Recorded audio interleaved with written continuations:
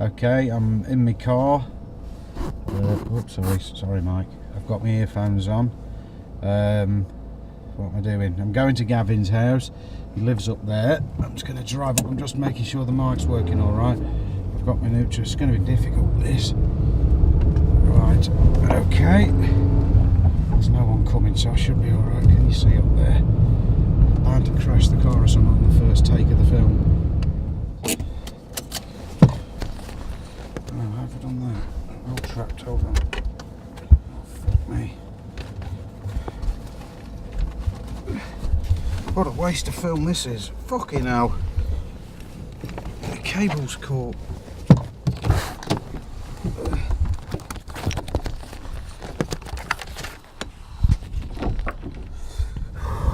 Okay.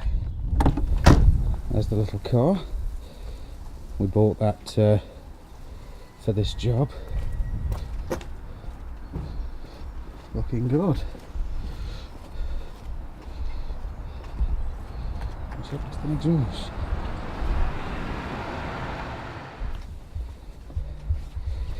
Hasn't got the milk in yet.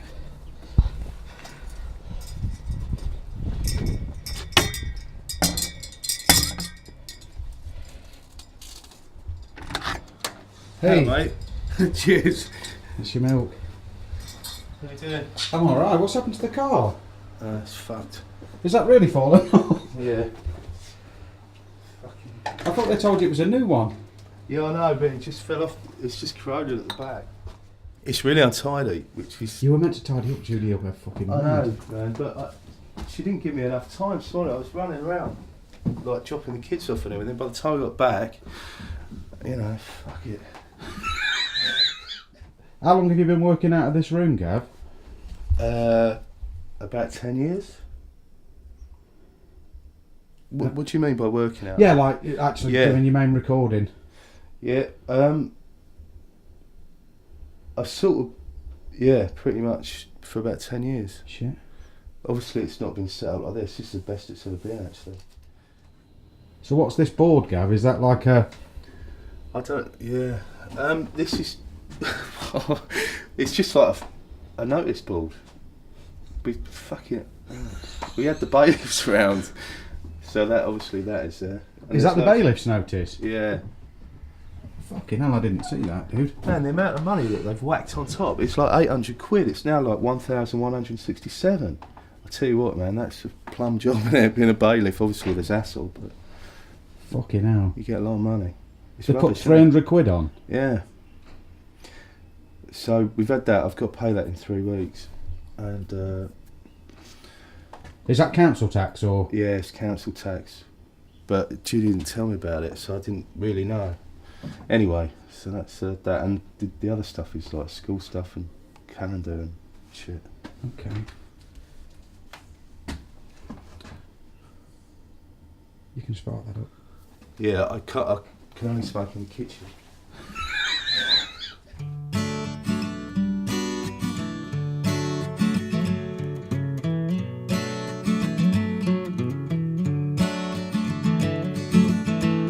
I got no colour in my face.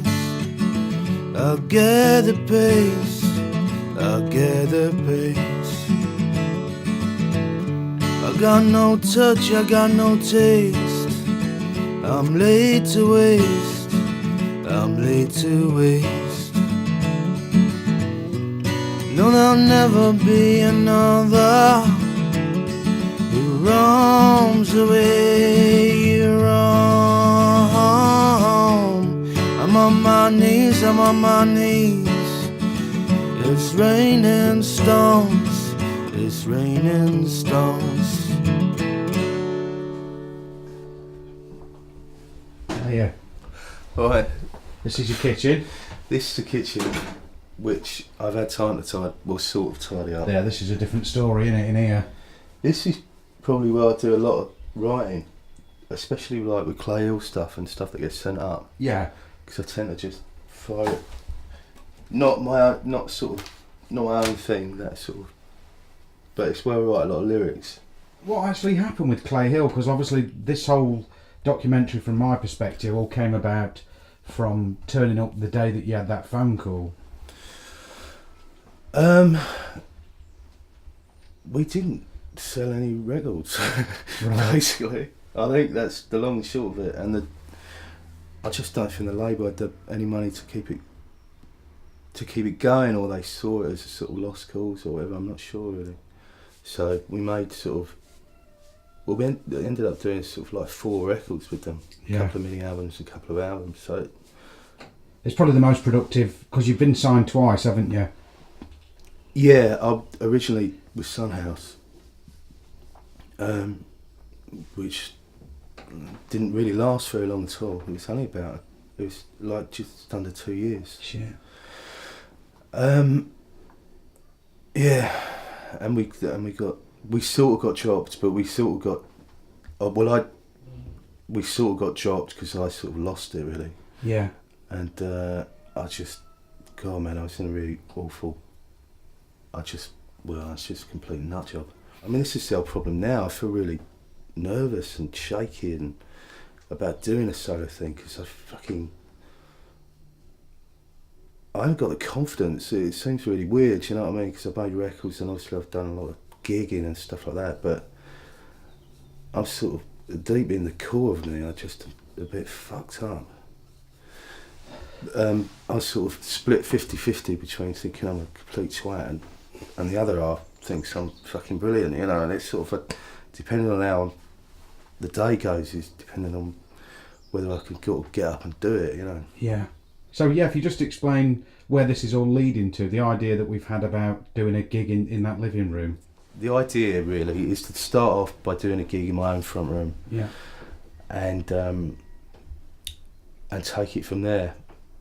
And then start, instead of just sort of skip all the bullshit, do you know what I mean? Because I just can't take it anymore. It just does my fucking head in. So like if how does it move from one place to the next place? Well, the idea is that you know, like this first gig, a few people will come and there'll be a few people invited. You know, it probably won't be more than about 15, I would have thought.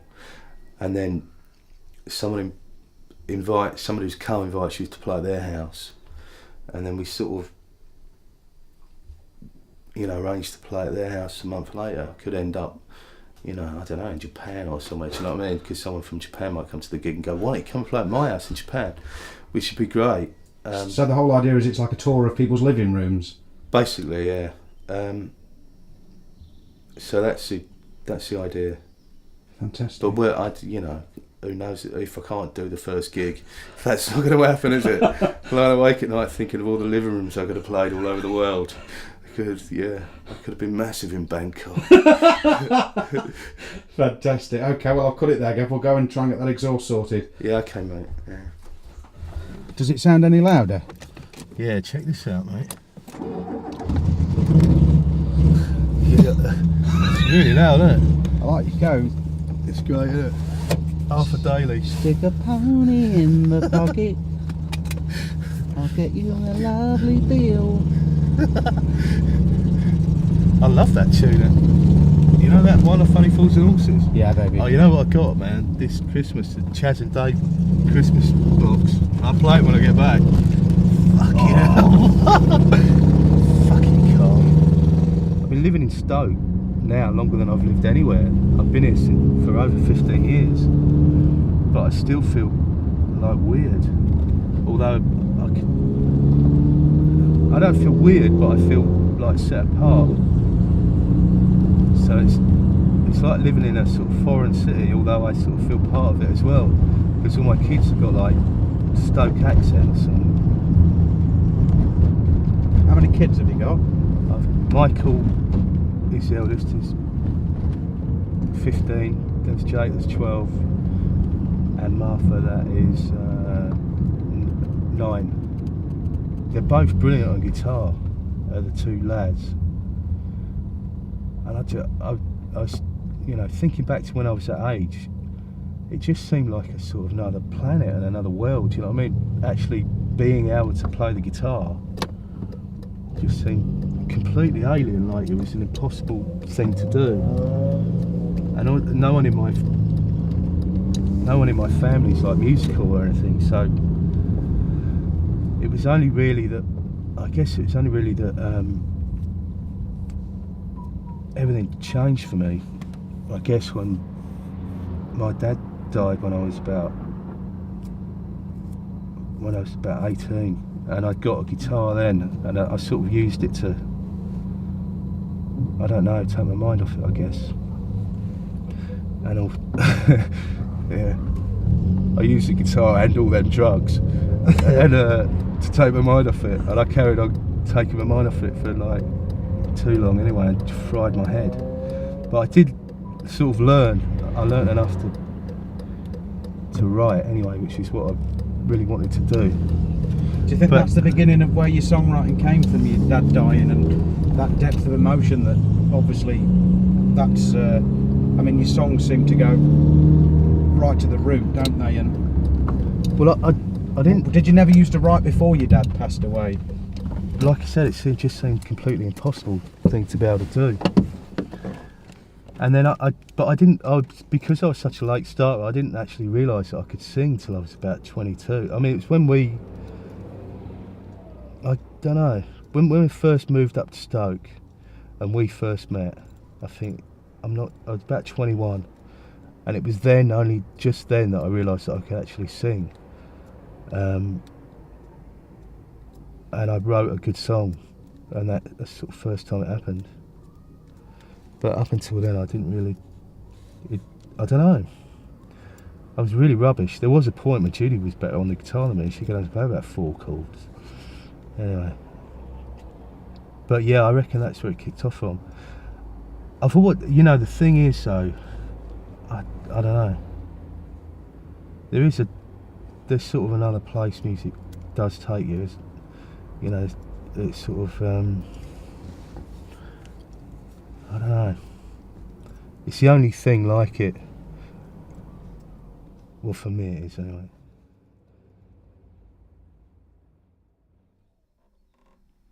So how would you normally record? I mean, obviously you've got 3 kids and Judy. Do you record in the day or at night? And When I'm recording, getting ideas down, I just have to do it. So there's loads of stuff with the kids having an argument and then people banging on the door and all that sort of shit. But you've got a lot, all those sort of ideas that I laid down. yeah, You've heard like loads of that sort of stuff. Otherwise, I just either have to. I need to make sure no one's upstairs, because any sort of movement upstairs just picks straight up. But as long as they're in that room there with the door shut and there's no sort of massive kick-offs or anything, I can get pretty quiet. But the best time is like. The problem is, right, it used to be, when the kids were a bit younger, it used to be night. But now that they're like, Mike's 15, he wants to stay up with me and watch, Kirby Enthusiasm, which doesn't start till 11, so I'd have to be sort of like, oh yeah, up till 3 in the morning, and then up, first thing making sandwiches, so it doesn't really work out, so I just have to sort of, hope for the best, really. and so the whole album is going to be recorded here. I mean, what's the basic setup for these recordings? Well, this is basically the setup. Just that mic. And there's, pretty much that's it. It's just making sure that it's just a level thing, really, and that's about it. Because it sounds really great. The mic sounds really good. It's not like a really expensive mic or anything. It's about 100 quid, but it just is good. It sounds sort of a bit rough and ready. If I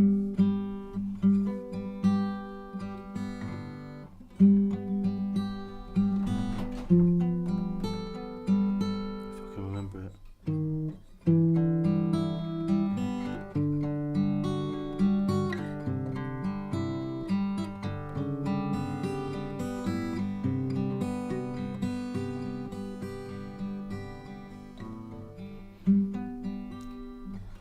So now you come and claim about the relief and the grain.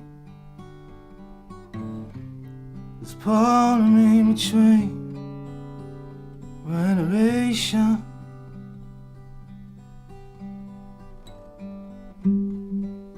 And on the road right,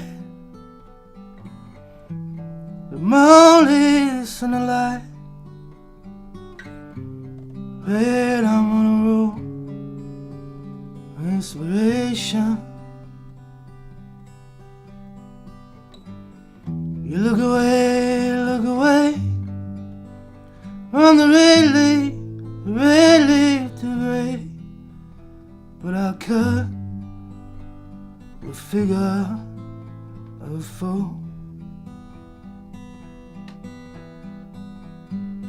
You look away from the old skies to the gray. 'Cause I cut the figure of a fool.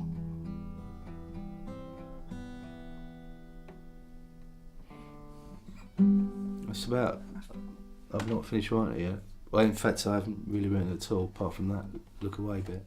That's beautiful. Honestly, man, that's absolutely beautiful. So, where are we off to today then, Gav? Obviously, we both know, but... Yeah, we're off to the place where we first met, which was Alton Towers, and well, around that way. So we're off to Alton,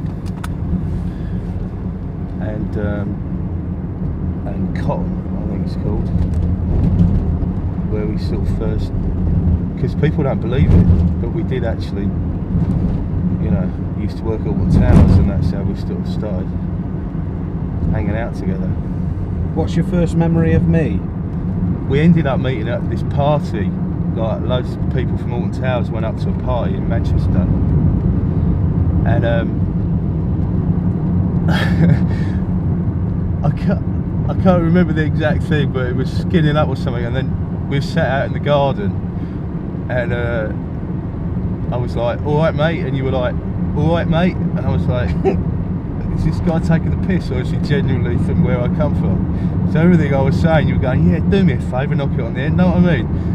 So, and then I sort of got it, and then it was really funny, and then at that moment it was like heart to heart, wasn't it? It was a friendship for life. We went to the garage, man, and it was just hysterical. I've had sort of happier moments, do you know what I mean, where I, you know, with like family or whatever like that, but there's long chunks of periods of time where I was really happy then. It was great. It was really, really simple. It was like my life was pretty much working doing the chips at Alton Towers, getting really mashed on hot knives, and living in a caravan, you know, and hanging around with you and just having a crack. I was in She Talks to Angels at the time, and I remember, as you do when you're 17 or whatever, think, you know, I'm going to conquer the world. And that was around the first time I ever saw you play one of your songs. I can't remember what song it was you played, but I remember it being in Midge Ogilvy's kitchen. He had that beautiful house, didn't he, up Highwood Road? Yeah. That was within that week, I think. And I mean, I've probably said it in the press a few times, but I remember that when I saw you play that time in that kitchen, I was like, you know, that was what basically made me decide that I was never going to be a musician. So it was probably the best thing that ever happened to me, to be honest. Yeah, it was right there. You see where that caravan is there? Yeah. That's where our van was. That was definitely where. Was it your mum's caravan? It was a mum's caravan, and it was. Fuck it, where am I going to put the car here? Pull up on there, Gav. Just on that bit of ground.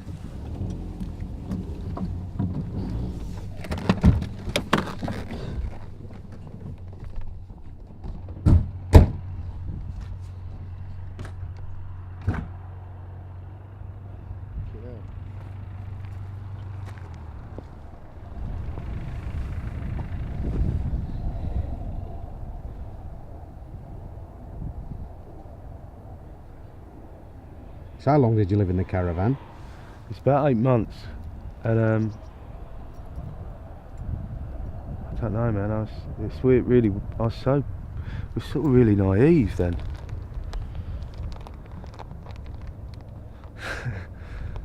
Yeah.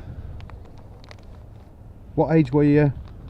20? I was 21. But I you know, I was sort of that emotionally. God, I don't know. I sort of seemed to feel older than I was. But looking back, I was just a knob. The worst thing was, right, I was a real twat. I didn't even realise it. Judy being pregnant, to me, was just like, oh, fucking hell, yeah, wicked. You know, just like, she's getting a bit, I don't know, it was like it wasn't really happening. She'd get a little bit of a bump and then it'd get a bit bigger, innit? But I remember I was such a lazy twat. We had her like a pool to loo. She was fucking about 7 months pregnant.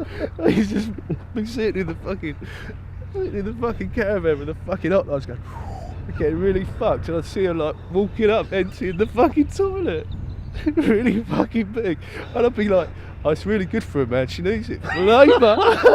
Fucking what a twat.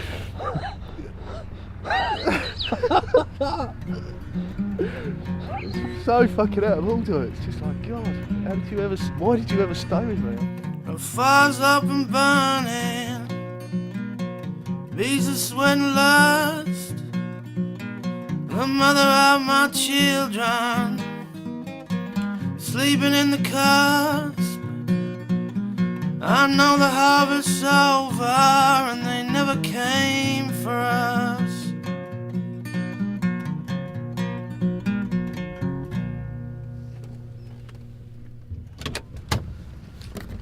Nice one. That was quick. I know, man.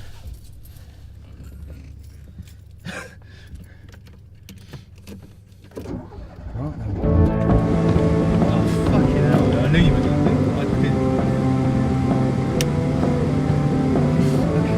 I don't know how to do the fuck. What the fuck? Fuck. Shane. What have you done? How did you fucking get up? What?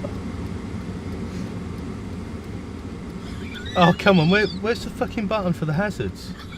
I did. Is that it? Oh, yeah. You fucker.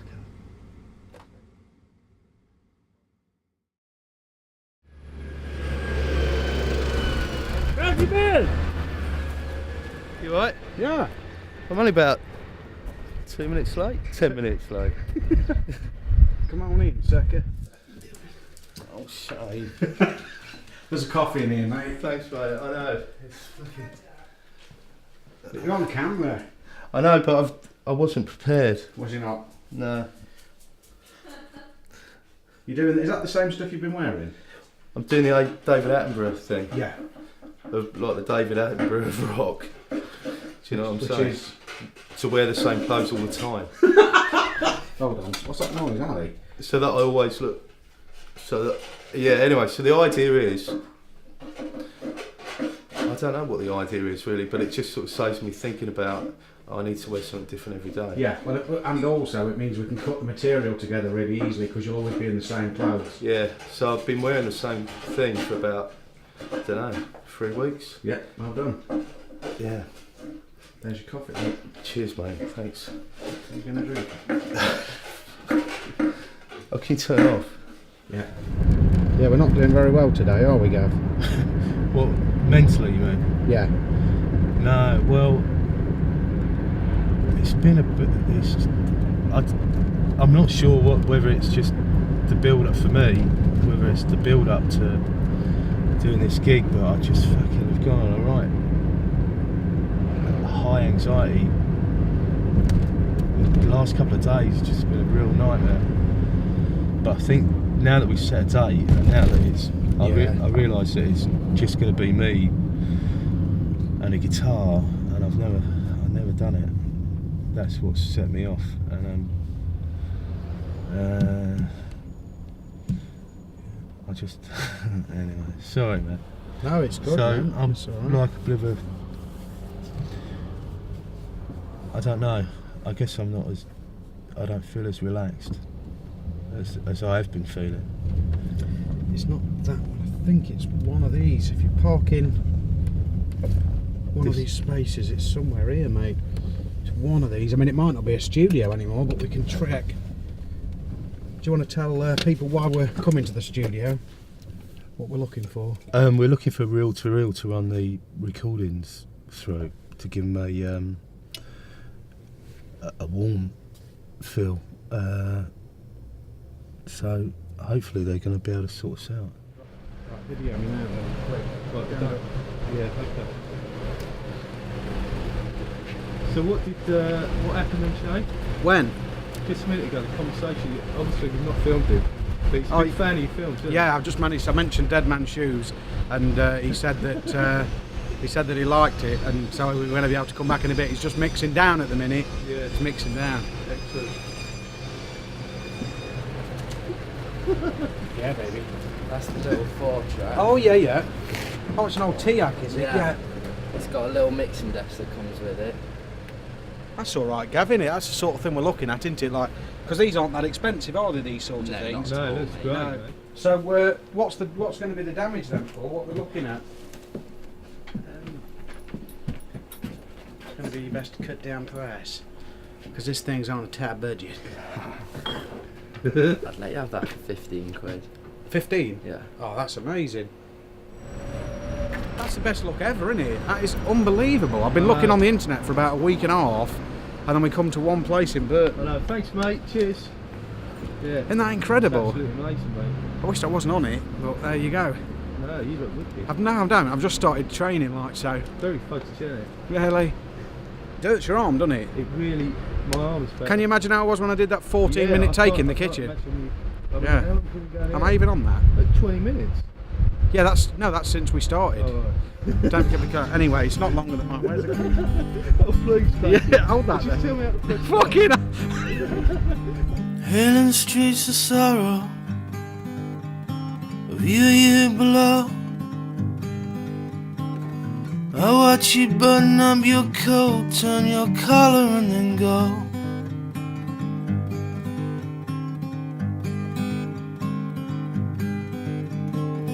I had a dream I was young, sun across my back, way out on the ocean. I had a dream it was mine, the winter of my life, I'd left it far behind.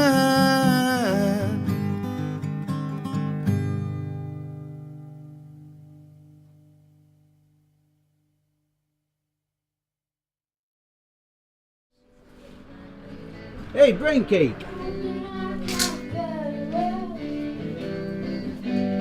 Hey. Hey, mate. Hey, it's the boys. Go on. Go on, you alright?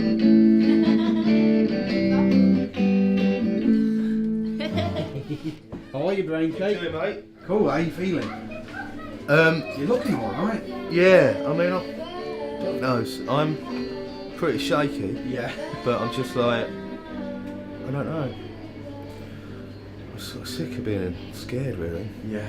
I find it really irritating now. It used to consume me before, but now I just find it like, I don't know. Well, it's an inconvenience, isn't it? It is. It's just really, really annoying, and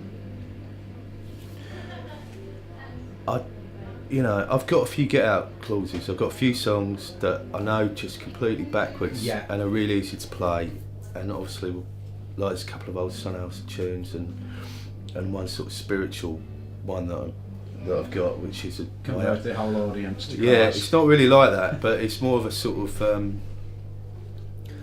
don't know. Anyway, so it's good. I should be alright if I completely, because the thing is, I just can't feel my fucking hands. I think it's like I don't know if it's like a fear or adrenaline thing where all the blood goes to your head and body, because I can really feel my arse. It's twitching, but that happened when I got married to Julie. I couldn't feel my hands. Shit. But my arse was twitching. You could I could feel it like going, and it was actually like lifting up and down like that. Oh man, I don't need to know that. Really. Yeah, no, totally. Okay, just find a space. Obviously, smaller ones at the front. I can sit on the floor. Sit on the floor, yeah. Good job. You can tell Mike's been to festivals. Fucking hell, mate. Right. Thank you for coming. I've never ever done a gig on my own before, and basically it's because I sort of fried my head on drugs when I was younger, and it's turned me into like Shaking Stevens. So I am absolutely fucking shitting it actually, but I'm gonna fucking try. But you know, yeah. Anyway, so I'll just thank you, son. Okay. So I'm going. The problem is, what happens, right, is I can't actually. I get nervous and I can sort of sing and everything, but I can't feel my hands, so it's difficult to play. But I'm gonna try. So you'll have to bear with me. After a few tunes, I should be all right.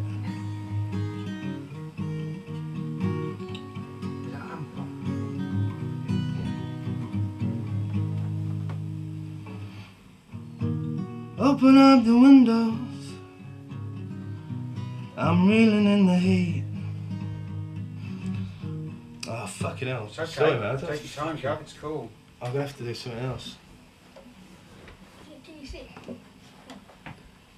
Right, this is fucking cringy. Okay. Don't you worry, mate. Fuck this.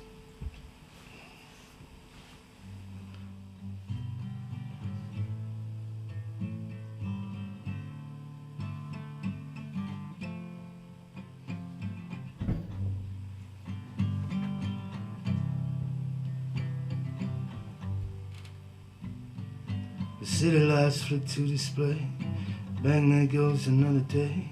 The believers in the basement, they are singing songs about a way to be reborn and regenerate. But none of this communicates to me.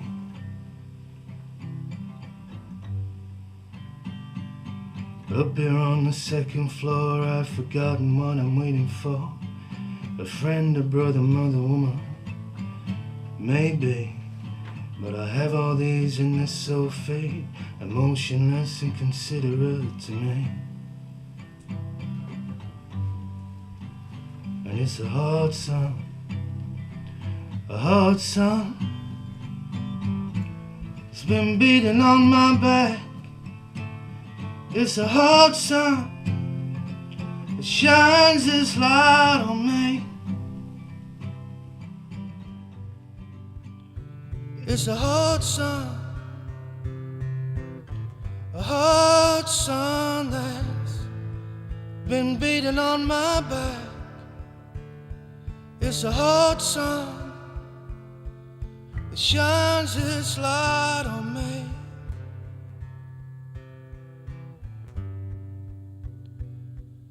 The silver clock chimes off again, reminds me of my childhood pain and the burden that was lifted when I made it to the city. Disillusioned and full of hate, but a member of the mother state and free.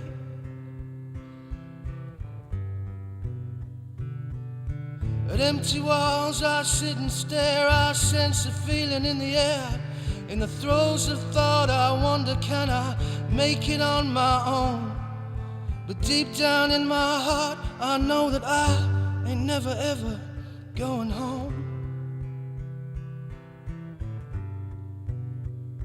And it's a hard sun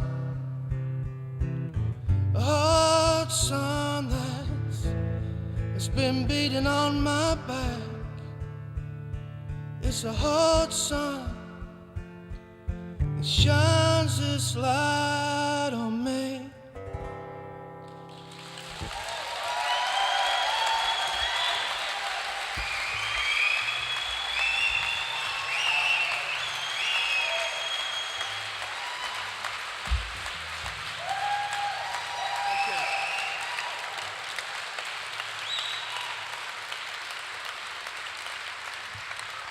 Thank you very much. So we were going to go off and then do an encore, but I think we're just going to stay on. So, yeah.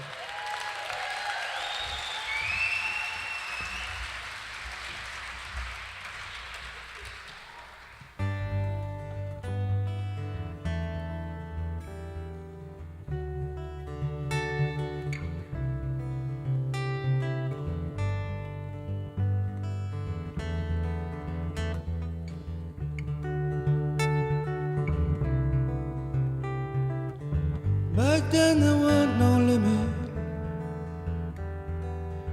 Back then there weren't no swerve. The earth was ours and all that's in it, as long as we could hold our nerve. Back then the heavens opened. Back then there weren't no sound. The sky was ours and each star in it, as long as we could hold our ground. We were wild, wild, and that's our nature. From the tip to the severed round. We were wild, wild, could not distinguish the root from the measured bound. We had it all. Oh, we had it all. But it's worth nothing now.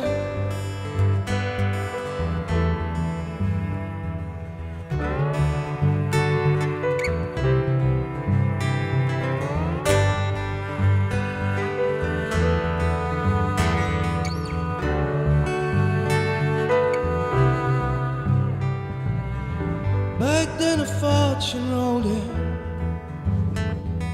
Plastic, but it felt like coin. The earth was ours and all it offered, and every single star was joined. We were wild, wild, and that's our nature. From the tip to the seven round. We were wild, wild, could not distinguish the marks from the wavered bound. We had it all.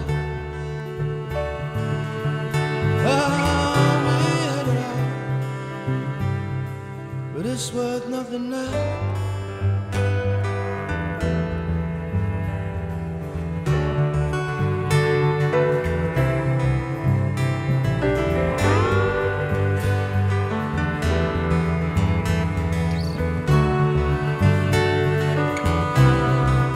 Take me away. Will you take me away? Will you take me away? Will you take me away?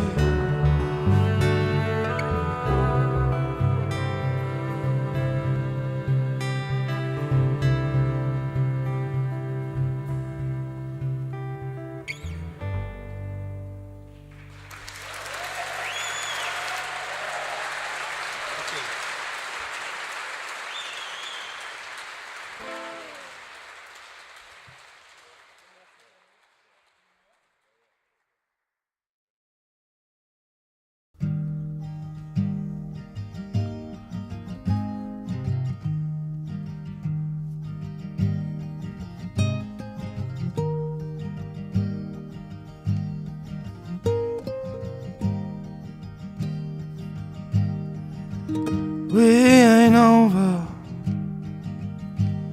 the worst of it yet.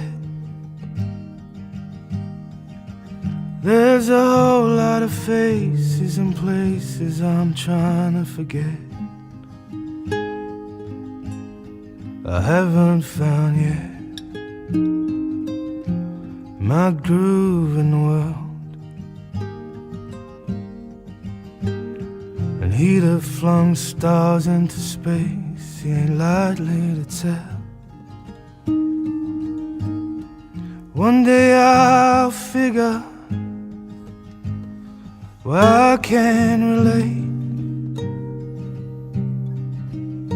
and I'll lose my Bermondsey stutter before it's too late.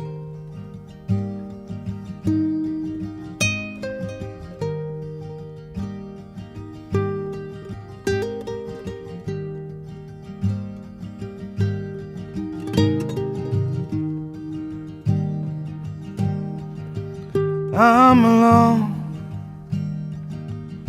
with my hopes and my scars.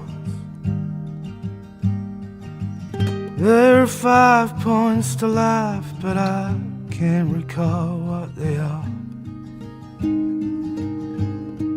I've traveled far, I've built my own cage. If I trace a rainbow with my fingertip, I'm saved.